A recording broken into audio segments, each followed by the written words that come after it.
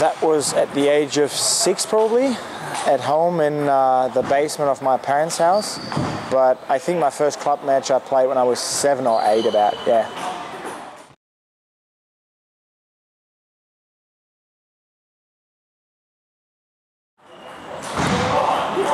Pretty much, I'm coming from a table tennis family, so I was holding a bat before I even knew what it was. My father used to be a first Bundesliga player, my brother used to be a first Bundesliga player, so I was kind of born into the sport and I didn't really have a choice, but I have no regrets, obviously.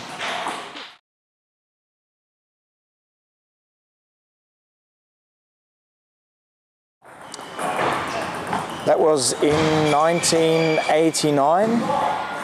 It's kind of funny actually, because I was playing for a YMCA table tennis club back in Germany, and it was the European YMCA Championships in Northern Ireland.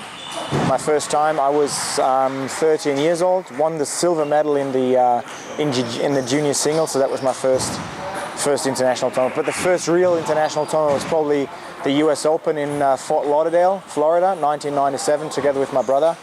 It was like the real proper international tournament where players of a higher international standard participated.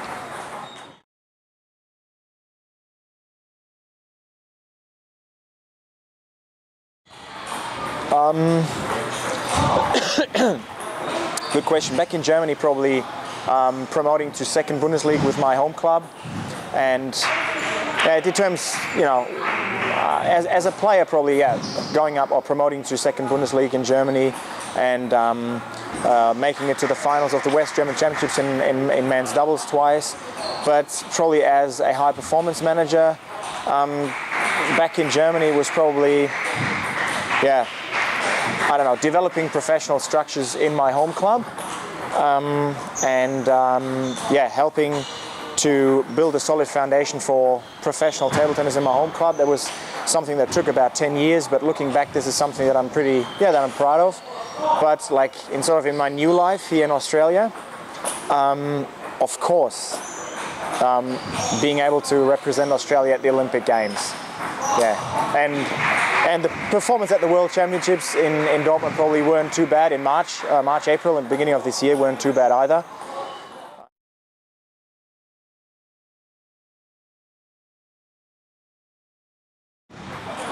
That's correct, yeah. I started that role. It's a dual role, so I'm high performance manager and national head coach. It's a dual role, and I started that role 12 months ago when I moved to Australia. And it's about 75% office work, like program management, and 25% coaching role.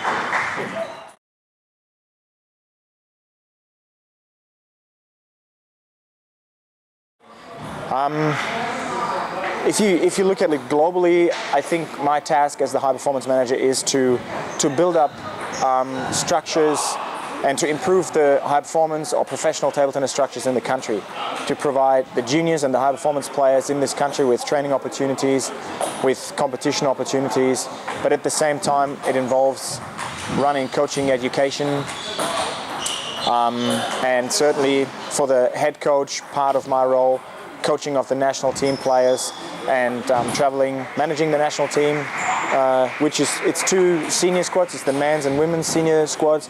It's 6 junior squads. It's the under 13, under 15, under 18 squad, and traveling with the teams and coaching them at the international tournaments.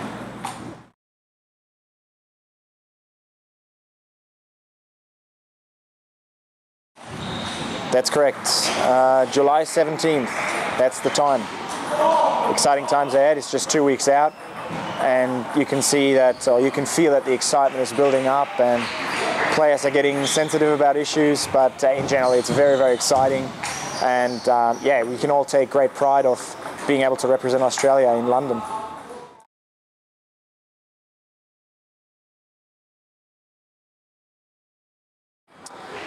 In the lead up to the Olympic Games, probably between 2 and 4 hours per day.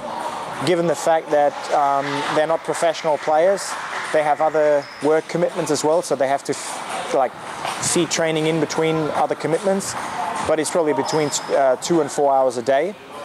And we will be running a training camp in the UK 4 days prior to the Olympics to prepare ourselves under professional conditions. So 4 days of training plus 1 day of an international test match against Team England.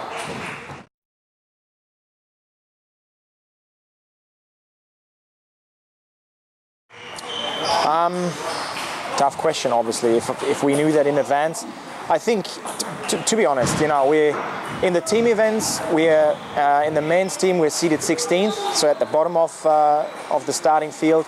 The women are seated 14th, so it's for certain that we will face one of the top 4 seeded teams, which is China, Japan, Korea, and Germany in the first round. So our expectations for the team events is we want to challenge our opponents to the max, but if we would actually make it to the quarterfinals, it would be a massive sensation. And in the singles events, I think every match that we win is a success. William Hensel made it to the round of last 32 in Beijing. That was a great success. He won two matches, I believe. And if he was able to repeat that, I think that would be something that we would be very, very satisfied with.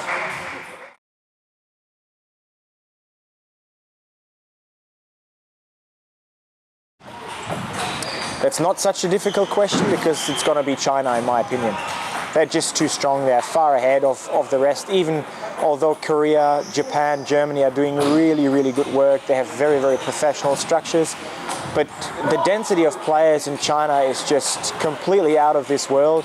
And I'm pretty sure that both in the team events and in the individual events, China is going to win gold again.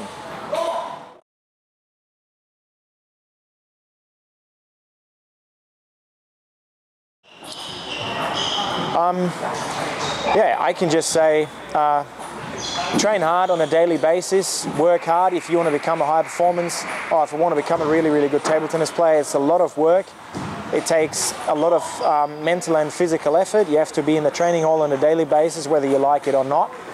But at the same time, I'm a strong believer in role models, especially for juniors. So, look for role models. Check out the Timo Bolls, the Zhang Jikers, the Ma Lins, the William Hensels of Australia. Look what they do and let yourself be inspired.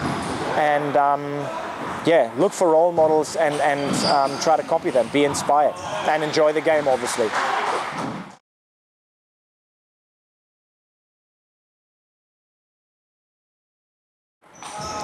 But before I die, that is. All right. Since I moved here, I've kind of enjoyed the Queensland meat pies. It's not a gourmet meal probably, but I like it. I wouldn't mind. I mean, if I'm going to die anyways, give me a meat pie, Definitely something with no vegetables or fruits.